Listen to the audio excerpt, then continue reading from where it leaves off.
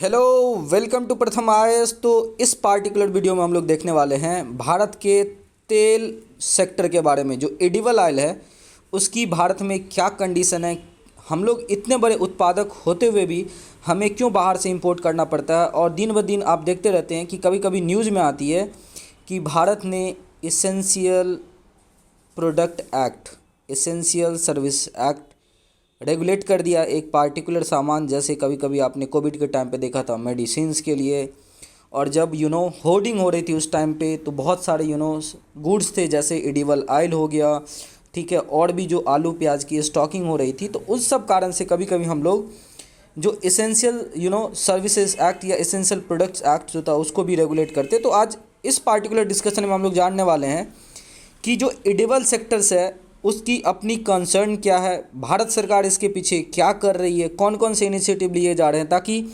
भारत आत्मनिर्भर हो edible oil sector में। जो आज से करीब 50 साल 100 साल पहले भारत आत्मनिर्भर हुआ करता था तेल के मामला में, खाने वाले तेल के मामला में, तो हम लोग उसी के तरफ आगे बढ़ रहे हैं या नहीं, इन सब चीज़ें को हम लोग यहाँ पे डिस्कशन करेंगे। बट बिफोर स्टार्टिंग हम आप लोगों के लिए एक क्वेश्चन लेकर के आए। यहाँ पे देखिए, recently the first ever list of fungal inspections, that is priority pathogen that can be a threat to public health, was released by which of the following organization। और यहाँ पे दिया हुआ है that is search organisation, society for education action and research in community health, दूसरा option है world health organisation that is WHO, third है ministry of AYUSH, और फोर्थ है भारत बायोटेक। तो देखिए, अगर आप देखोगे एडिबल ऑयल सेक्टर की, तो अभी रिसेंटली देखा गया है कि सेंटर ने पॉइंटेड आउट किया है कि जो इम्पोर्टिंग और जो कंज्यूमिंग के लिए हम लोग ऑयल लाते हैं ना, वो जेनेटिकली मॉडिफाइड क्रॉप्स जो ऑयल सीड्स हैं उसके GM क्रॉप से हम लोग बेसिकली तेल इम्पोर्टिंग कर रहे हैं। और ये चीज़ें गवर्नमेंट ने इसलिए चैलेंज को एक प्ली दिया है आपको सुप्रीम कोर्ट में, एक तरीके से बोल सकते हैं, ताकि गवर्नमेंट की जो इनिशिएटिव है कि हम लोग एक आत्मनिर्भर भारत बने। और रिसेंटली आपने देखा था कि जो जेनेटिकली मॉडिफाइड जो हम लोगों ने मस्टर्ड सीड्स को एक तरीके से, हालांकि इसमें कंसर्न है, गवर्नमेंट ने अभी भी उसको एक तरीके से बोला है कि हम इसमें और भी जो है ना कोशिश करेंगे रिसर्च करने का, लेकिन अप्रूवल दे दिया है कि हम लोग GM क्रॉप को सीड्स वाले फील्ड में उतारने वाले हैं, ठीक है। और ये चीज़ें कहीं ना कहीं मैं आपको ये बताने वाला हूँ यहाँ पे कि रीज़न क्या है कि हम लोग इंपोर्ट बहुत ज़्यादा करते हैं। और इंडोनेशिया समय समय पे क्या करती है कि बैन लगा देती है अपने एक्सपोर्ट पे। तो उससे क्या होता है कि कहीं ना कहीं हमारा जो एक डिपेंडेंस होता है इंडोनेशिया पे या मलेशिया पे, जहाँ पे हम लोग पाम ऑयल इंपोर्ट करते हैं, तो उस टाइम पे क्या होता है कि हमारी जो एक सप्लाई चेन है वो ब्रेक हो जाती है। तो इसीलिए गवर्नमेंट चाह रहा है कि हम लोग क्यों ना खुद आत्मनिर्भर बने। और इस कारण से जो है ना, हम लोगों ने कुछ दिन पहले आपको जेनेटिकली मॉडिफाइड जो आपको मस्टर्ड है उसको हम लोगों ने रेगुलेट किया। और मैं इस पार्टिकुलर एक सेपरेट वीडियो आप लोग प्लेलिस्ट में जाकर के देख भी सकते हैं, अदरवाइज मैं आपको डिस्क्रिप्शन में इसकी जो है ना वो लिंक दे दूंगा, आप वहाँ पे देख सकते हैं, ठीक है। तो ये चीज़ें आप यहाँ पे देख रहे हैं कि 9.5 million tons of GM crop seeds जो है ना वो प्रोड्यूस किया जाता है एनुअली, और 1.2 metric tonne of GM cotton जो है ना ऑयल, ये भी कंज्यूम्ड किया जाता है by human being, and about 6.5 million tons of cotton seeds is consumed in animal feed. तो ये सब सारी कंसर्न होने के कारण से गवर्नमेंट बोल रहा है कि भाई देखो, इस पार्टिकुलर चीज़ को, जो मिशन है हमारा आत्मनिर्भरता के लिए, वो आगे बढ़ने दो। और इन्वायरमेंटलिस्ट इनको एक तरीके से कंसर्न की तरह देखना है। तो वो सारी चीज़ें अपनी जगह है। अगर आप देश में state of edible oil sector की बात करो, तो India one of the largest producers है ऑयल सीड्स का। और हमारे पास 8 ऑयल सीड्स है, जिसमें सीसेम आप बोल सकते हो, मस्टर्ड है, कुछ और भी सोयाबीन ऑयल है, सूरजमुखी है। तो ये सब सारी चीज़ें जो है ना आपको कहीं ना कहीं हम लोग एक तरीके से प्रोड्यूस करते हैं, और सबसे ज़्यादा, लेकिन कंज्यूमर भी है, वर्ल्ड के सेकेंड लार्जेस्ट कंज्यूमर भी है।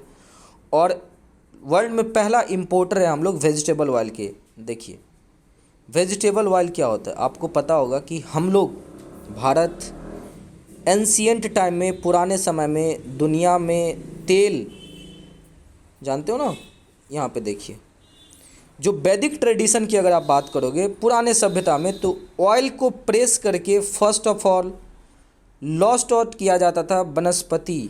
वनस्पति पता होगा आपको कि एक पेड़ होता है, और आप लोगों ने डालडा का तो नाम सुना ही होगा। डालडा एक वनस्पति घी है, और मैं आपको अभी यहाँ पे बताने वाला हूँ कि ये जो वनस्पति तेल को, जो एक अनसैचुरेटेड बहुत ज़्यादा फैट कंटेन करता है, उसको हाइड्रोजिनेशन प्रोसेस से हम लोग क्या करते हैं, तो डालडा में कन्वर्ट करते हैं, जिसे वनस्पति घी बोलते हैं। और वनस्पति घी में थोड़ी ये सैचुरेटेड होता है, मतलब एक तरीके से इसमें फैट की मात्रा बहुत कम होती है, और इस प्रोसेस को हम लोग क्या करते हैं, हाइड्रोजिनेशन बोलते हैं। और यहाँ पे इसकी केमिकल रिएक्शन देख भी सकते हैं। अगर आप vegetable oil that is unsaturated hydrocarbon को हाइड्रोजन गैस के प्रेजेंस में निकेल एज अ कैटलिस्ट, और कभी कभी प्लैटिनम, उसके ऊपर से जाओगे तो यहाँ पर हाइड्रोजन गैस को एब्जॉर्ब कर लेता है, और हमें लास्ट में क्या बचता है, वेजिटेबल घी, जिसे हम सैचुरेटेड या डालडा उसका एक ब्रांड है। और सरकार ने इनिशिएटिव भी ले रहा है। अगर आप पार्टिकुलरली देखोगे तो यहाँ पे देख रहे हैं आप, 1066 डेली का यहाँ पे आर्टिकल्स है, Telangana government encourages farmer for oil palm cultivation. Reason क्या है कि हम लोग जो है ना, अपने खाने वाले पार्टिकुलर चीज़ों में अगर आप देखोगे तो पाम ऑयल जो है ना, हमारी क्रूड और रिफाइंड फॉर्म में लगभग 62% of the total edible oil imported है। और हम लोग क्या करते हैं, इंडोनेशिया और मलेशिया से इसको इंपोर्ट कराते हैं।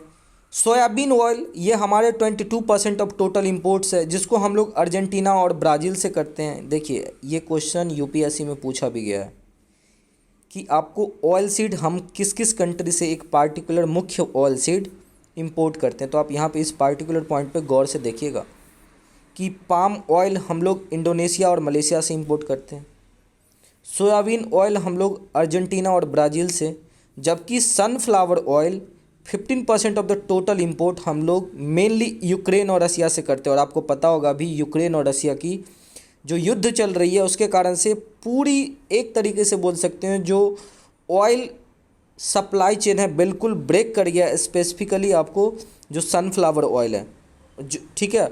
और जैसे ही ये सप्लाई चेन ब्रेक हुआ, तेल के दाम बढ़ने लगे, खाने वाले तेल के दाम, और फिर डिमांड इतनी ज़्यादा बढ़ गई और सप्लाई हो नहीं रही थी, तो इन्फ्लेशन मार्केट में आने लगा, ठीक है।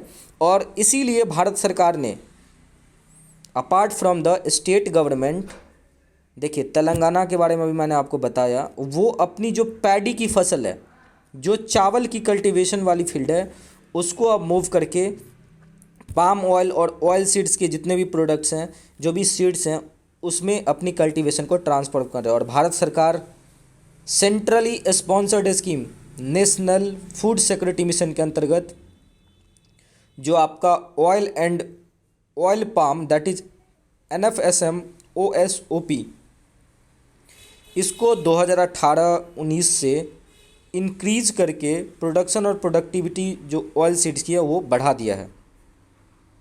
और इसीलिए 2021-22 में भारत सरकार ने एक अपग्रेडेड वर्जन ऑफ स्कीम निकाला था ऑयल पाम के लिए, जिसको क्या बोलते थे, national mission on edible oil palm that is NMEO-OP। और ये जो दोनों national food security mission oil seed and national mission on edible oil palm that is OP, ये दोनों हमारे कंट्री को कहीं ना कहीं जो एक ऑब्जेक्टिव है कि हमें आत्मनिर्भरता लानी है, ताकि हमारे देश में खुद जो हम इतिहास के पन्नों में हमारे पास भरे पड़े होते थे, इस देश में घी और ऑयल जो है ना, इतनी प्रमुखता थी भोजन में, शुद्धता की, कहीं ना कहीं अभी हम लोग एक तरीके से जेनेटिक मॉडिफाइड एडिबल ऑयल खाने पे जो डिपेंडेंट हो गए हैं, तो इस चीज़ को हम लोग दूर कर पाए। और ये चीज़ें कहीं ना कहीं हम एक तरीके से बोल सकते हैं कि बहुत इम्पॉर्टेंट है हमारी आत्मनिर्भरता में, ठीक है। और ये सारी चीज़ें आप यहाँ पे देख रहे हो कि जैसे इंडोनेशिया हमारी लगभग 45% ऑफ एक तरीके से बोल सकते हैं बिगेस्ट सप्लायर आपको। और मैं एक चीज़ और बता दूँ आपको यहाँ पे कि हमारी टोटल जो एडिबल ऑयल है उसमें पाम ऑयल जो है ना लगभग 70% है। और इंडिया एनुअल जो इंपोर्ट करता है एडिबल ऑयल का दैट इज़ 8 मिलियन टन्स, लगभग 8 to 9 मिलियन टन्स। और उसमें से 45% जो है ना इंडोनेशिया से आता है और rest comes from the neighbouring Malaysia. तो बेसिकली हम 2 कंट्री से मंगाते हैं, ठीक है। और जो ट्रेड सोर्सेस हैं अगर आप देखोगे तो ऐसा बताया जा रहा है कि 7 to 10% जो है ना राइज करने वाली है हर एक साल, एक तरीके से बोल सकते हैं डोमेस्टिक जो हम लोग ट्रेड करते हैं एक तरीके से एक्सपोर्ट इंपोर्ट, ठीक है। और ये सब चीज़ें कहीं ना कहीं हमें कंसर्न ला रही है कि हम लोग खुद आत्मनिर्भर बने। और जो ये बैन के कारण से एक सडन स्पाइक देखने को मिलता है, लोगों को जो इन्फ्लेशन से सामना करना पड़ता है वो कहीं ना कहीं उससे हम बीट कर सके, ठीक है। और एग्ज़ाम पॉइंट ऑफ व्यू से अगर आप देखोगे तो इंडोनेशिया जो है ना world largest producer of palm oil है और इंडिया जो है पाम ऑयल का सबसे बड़ा इंपोर्टर है। और अगर आप देखोगे तो टोटल ओवरऑल ऑयल में अगर देखो तो ऑयल में इंडिया सेकेंड एक तरीके से कंज्यूमर है, ठीक है।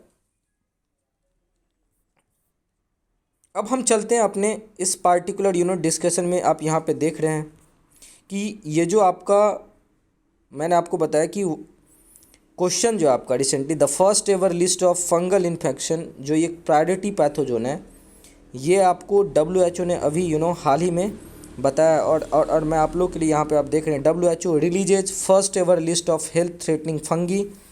और यहाँ पे देख रहे हैं first ever list of fungi priority pathogen.